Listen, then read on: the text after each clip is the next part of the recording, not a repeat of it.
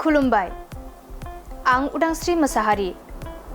बड'लेण्ड बुब्लिनि जानानै बयखौबो बरायना लाबाय। दिनै 23 मे 2024।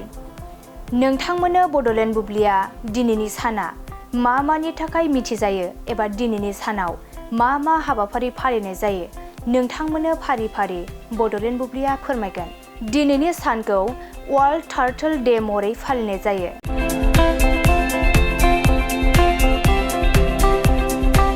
बोसोरफ्रोमबो वर्ल्ड टार्टल डेखौ खासेवफोरजों लोगोसे खासेवफोरनि जिउ खुंनाय आरो थाग्रा खुलिनि बादै सांग्रांथि लाबोनो थाखाय फालिनाय जायो आरो सुबुंफोरखौ बेफोरनि थानाय आरो जिउ खुंनायखौ साबसिनै बुजिनो आरो बिसोरनि गाहामनि थाखाय बिहोमा होनो खावलायनाय जायो।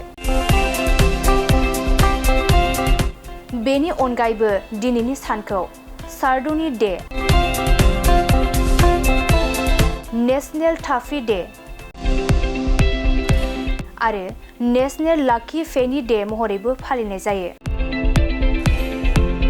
नोंथांमोननो बड'लेण्ड बुब्लिया दिनैनि सानाव मा मा हाबाफारिजों मिथिजायो आरो मा मा हाबाफारिखौ फालिनाय जायो फोरमायबाय। गोजोन्थों। गोजोनथाव खौरां। नोंथांमोननि थाखाय मोनसे गोजोनथाव खौरां लानानै फैदों।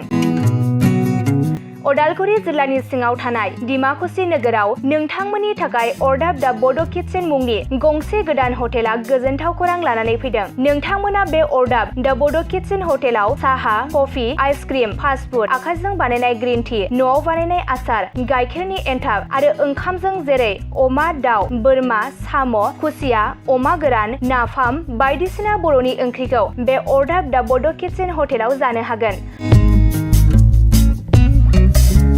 अरदाब दा बड' किटचेन हटेला डिमाकुसि सेन्ट्रेल बेंकनि खोलाहा बरुवा रेडिअ मबाइल गलाजों नांजाबनाय।